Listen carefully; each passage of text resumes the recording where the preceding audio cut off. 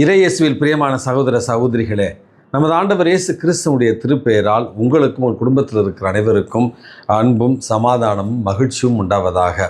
அன்புமிக்கவர்களே, ஜூலை மாதம் 19ஆம் தேதி தாயாம் திரு அவை புனித 2ஆம் ஹென்றி என்பவருடைய நினைவு நாளை கொண்டாடுகிறது. இந்த புனிதரானவர் பிறந்தது ஜெர்மனி தேசத்தில் பவேரியா என்கிற ஒரு பகுதியினுடைய அரசராகவும் பிறகு ரோம் நகரத்தினுடைய அரசராகவும் இருந்தார் என்று தான் இவருடைய வாழ்க்கை வரலாற்றில் நம்ம வாசிக்கிறோம். பிள்ளை பேர் இல்லாத குடும்பங்களுடைய பாதுகாவலராகவும் இவர் அறியப்படுகிறார். அன்புமிக்கவர்களே, அரசராக இருந்த இவருடைய காலகட்டத்தில் ஆயர்களையும் திருச்சபையினுடைய தலைவர்களை கூட பணியமர்த்தக்கூடிய ஒரு அதிகாரத்திலும் பொறுப்பிலும் இருந்தார். ஆனால் இவர் தாட்சியோடும் எளிமையோடும் வாழ்ந்தார் என்று இவருடைய வாழ்க்கை வரலாறு நமக்கு சொல்லுகிறது. ரோம் நகரத்தில் இருந்த நேரத்தில் திருத்தந்தையர்களுக்கு மிகப்பெரிய ஒரு பாதுகாப்பாக இருந்தார் என்றும் இவருடைய வாழ்க்கை வரலாறு நமக்கு சொல்லுகிறது. இவருடைய ஆட்சி பொறுப்பின் காலத்தில் பல்வேறு துறவு மடங்களை ஏற்படுத்தினார் மற்றும் பேராலயங்களை கட்டி எழுப்பினார். ஏழை எளியவர்களுக்கான மருத்துவ உதவிகளை செய்தார் என்றும் இவருடைய வாழ்க்கை வரலாறில் நம்ம வாசிக்கிறோம். அன்புமிக்கவர்களே, திருச்சபையினுடைய புனிதர்களுடைய பட்டியலில் இப்படி அரசர்களை பற்றி நம்ம வாசிக்கிற நேரத்தில் இறைவன் நமக்கு தருகிற அழகான செய்தி ஒன்று தான். அதாவது இந்த உலகத்தில் அதிகாரத்தோடு இருந்தாலும் செல்வத்தோடு இருந்தாலும் உலகத்தின் புகழ்ச்சியின் உச்சத்தில் இருந்தாலும் இயேசுவனுடைய சீடர்களாக நம்ம வாழ்கிற பொழுது அதுவே இந்த மனித அவதாரத்தின் இந்த மனித பிறப்பினுடைய உன்னதத்தை நமக்கு எடுத்து தருகிறது. இறைவன் நமக்கு தருகிற ஆசீர்வாதங்கள், இறைவன் நமக்கு தருகிற அதிகாரங்கள், இறைவன் நமக்கு தருகிற பொறுப்புகள் அனைத்துமே நம்மை நாமே ஒரு புனிதத்துவத்தில் வளர்த்தெடுப்பதற்காகவும் நிலைவாழ்வை பெற்றுக்கொள்வதற்காகவுமே தவிர உலகத்தின் செல்வம் நம்முடைய பெயரையும் நம்முடைய பெருமையும் பறைசாற்றி கொள்ள அல்ல. மாறாக இறை சித்தத்தை நிறைவேற்றி ஆண்டவர் திருமுன்னிலையில் நேர்மையாளர்களாக வாழ்ந்திடத்தான் இவருடைய வாழ்வு நமக்கு அழைப்பு விடுக்கிறது. அன்புமிக்கவர்களே, இன்றைக்கு நமக்கு கொடுக்கப்பட்டிருக்கிற நற்செய்தி வாசகம் மத்திய நற்செய்தியிலிருந்து தான் கொடுக்கப்பட்டிருக்கிறது. இறையரசினுடைய அறிவுரைகளாகவும் சீடத்துவத்திற்கான அறிவுரைகளாகவும் தான் இன்றைக்கு நம்ம இந்த வாசகத்தை வாசிக்கிறோம்.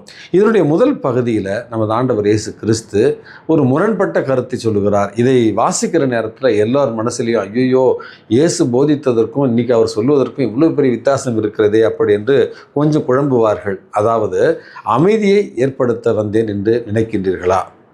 நான் வாளை கொண்டு வந்திருக்கிறேன் அப்படி என்று ஒவ்வொரு குடும்பத்திலும் இயேசுவின் பொருட்டு பிளவுகள் ஏற்படும் அப்படி என்பதை முதல் செய்தியாக சொல்லுகிறார். அமைதியின் அரசர் என்று சொல்லுகிற நமது ஆண்டவர் இயேசு கிறிஸ்து நான் அமைதியை ஏற்படுத்தவில்லை, பிளவை ஏற்படுத்த வந்திருக்கிறேன், வாளை கொண்டு வந்திருக்கிறேன் என்றால் நமக்கு கொஞ்சம் குழப்பமாக தான் இருக்குது. என்ன தான் சொல்ல வராரு அப்படி என்று. அன்புமிக்கவர்களே, இந்த இடத்துல அந்த வார்த்தைகளை அப்படியே புரிந்து கொள்ளக்கூடாது. மாறாக வாளை கொண்டிருந்திருக்கிறேன் அல்லது நெருப்பை கொண்டு வந்திருக்கிறேன், பிளவை கொண்டு வந்திருக்கிறேன், அமைதியை நான் கொண்டு வரவில்லை அப்படி என்று சொல்லுவதன் மூலமாக இயேசுவுக்காக நாம் அடிப்படையான ஒரு தெரிவை செய்கிற நேரத்தில் என்னுடைய வாழ்க்கையில் இயேசு மட்டும்தான் என்னுடைய தலைவர், என்னுடைய மீட்பர், அவருக்காகவே என் வாழ்வை நான் அர்ப்பணிக்க விரும்புகிறேன், அவரை போலவே மாற நான் விரும்புகிறேன், அவர் செய்ததைப் போலவே இந்த உலகத்தில் நான் செய்ய விரும்புகிறேன், அவருடைய மதிப்பீடுகளின்படி நான் வாழ விரும்புகிறேன் அப்படின்று இயேசுவுக்காக நம்ம ஒரு முடிவை, அடிப்படையான வாழ்வியல் முடிவை எடுக்கிற நேரத்தில் பல நேரங்களில் அது நம்முடைய குடும்பத்தில் இருப்பவர்களுக்கே பிடிக்காத வெறுப்பான ஒன்றாக கூட இருக்கலாம், இந்த உலகத்திற்கு எதிர்ப்பான ஒரு மதிப்பீடாக கூட இருக்கலாம். அதைத்தான் இயேசுவுக்காக நாம்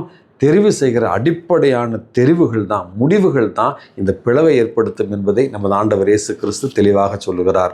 இயேசுவுக்காக நாம் முடிவெடுக்கிற நேரத்தில் இந்த உலகம் நம்மை வெறுக்கும், நம்முடைய உறவுகள் நம்மை வெறுக்கும், நம்மை விட்டு பிரிந்து செல்வார்கள். இதுதான் இயேசு சொல்லுகிற அந்த பிளவு.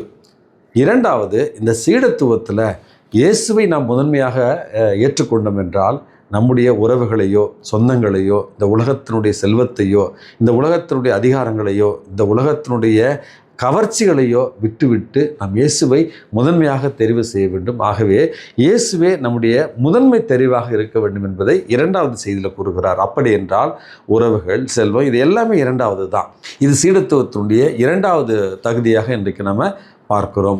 நம்முடைய சிலுவைகளை நாம் சுமந்து இயேசுவை பின்பற்ற வேண்டும் என்பது அதுதான் இந்த உலகத்தில் இருக்கிற துன்பங்கள், சவால்கள். பல முறை நான் மறைவுரையில் சொல்லியிருக்கிறேன். ஆசீர்வாதமாக எல்லாமே இருக்கிற நேரத்தில், அது மகிழ்ச்சியாகவே நம்ம சுற்றி எல்லாமே இருக்கிற நேரத்தில் இறைவனுடைய பிரசன்னத்தை நம்ம உணர்வது கிடையாது. எல்லாம் நல்லா போய்கிட்டு இருக்கு அப்படின்னு. திடீர்னு ஒரு சின்ன பிரச்சனை வந்துருச்சு, திடீர்னு ஒரு கஷ்டம் வந்துருச்சு, திடீர்னு ஒரு சவால் வந்துருச்சுன்னா ஐயோ கடவுளே அப்படின்னு நெஞ்சு பதைக்குது, ஒரு அடி வயிற்றில் ஒரு மாதிரியான பயம் ஏற்படுகிறது. அப்பொழுது தான் நம்ம நிறைய நேரம் கடவுளை நோக்குகிறோம். கடவுளிடத்தில் ஏன் எனக்கு இப்படி நடக்கிறது அப்படி என்று கேட்கிறோம்.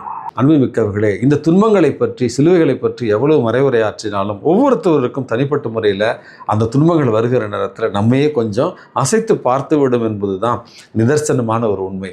ஆகவே துன்பங்கள் வருகிற நேரத்தில் அந்த துன்பங்களை மகிழ்ச்சியோடு ஏற்று அந்த துன்பங்களை தாண்டிய ஒரு நம்பிக்கையும் விசுவாசத்தையும் கடவுளிடத்தில் நம்ம வெளிப்படுத்துகிற நேரத்தில் இறைவன் அந்த துன்பங்களை நம்மை விசுவாசத்தில் உறுதிப்படுத்துகிற ஒரு காரியங்களாகத்தான் பயன்படுத்துவார். கடைசியில் இயேசு வெற்று வாகை சூடியது போல நீங்களும் நானும் இந்த துன்பங்களை தாண்டி விசுவாசத்தில் உறுதி பெறுவோம் என்பது மூன்றாவது ஒரு செய்தி. கடைசியில் சீடத்துவத்தினுடைய ஒரு நான்காவது செய்தியாக, சின்ன சிறிய என் சகோதர சகோதரிகளுக்கு ஒரு கிண்ணம் நீரையாவது கொடுக்கிற நேரத்தில் அதை நீங்கள் எனக்காக செய்கிறீர்கள் என்பதை நமது ஆண்டவர் இயேசு கிறிஸ்து பிறர் அன்பு பணிகள் தான் சீடத்துவத்தினுடைய அடிப்படையாக இருக்கிறது. அதுவும் சமுதாயத்தில் சின்ன சிறியவர்களாக இருப்பவர்கள், குரலற்றவர்களாக இருப்பவர்கள், ஆதரவற்றவர்களாக இருப்பவர்கள், சமுதாயத்தின் விளிம்பு நிலையில் இருப்பவர்கள், பிறருடைய உதவியை நாடி இருக்கிற அவர்களுக்குத்தான் சின்ன சிறியவர்களாக சமுதாயத்தில் இருக்கிறார்கள். அவர்களுக்கு நம்முடைய உதவி செல்ல வேண்டும். இருப்பவர்களுக்கும் பணம் படைத்தவர்களுக்கும் அதிகாரத்தில் இருப்பவர்களுக்கும் நாம் உதவி செய்வதை விட சின்னம் சிறியவர்களுக்கு, குரலற்றவர்களுக்கு நம்ம உதவி செய்கிற நேரத்தில் அது இயேசுவுக்கே செய்கிற உதவி என்பதையும் சீடத்துவத்தினுடைய நான்காவது ஒரு தகுதியாக சொல்லுகிறார். ஆகவே நானும் கிறிஸ்தவன், நான் இயேசுவை பின்பற்றுகிறேன் என்று பொதுவாக சொல்லிவிடாமல் சீடத்துவத்தினுடைய அடிப்படையான இந்த 4 தகுதிகளை பின்பற்றி இயேசுவை உண்மையாகவே பின்பற்றுவோம். நிலை வாழ்வையும் நிறை வாழ்வையும் நமக்கான பரிசாக பெற்றுக்கொள்வோம். எல்லாம் வல்ல இறைவன், தந்தை, மகன், தூய ஆவி உங்களையும் உங்கள் குடும்பத்தில் இருக்கிற அனைவரையும் நிறைவாக ஆசீர்வதித்து பாதுகாத்து வழிநடத்துவாராக. ஆமென்.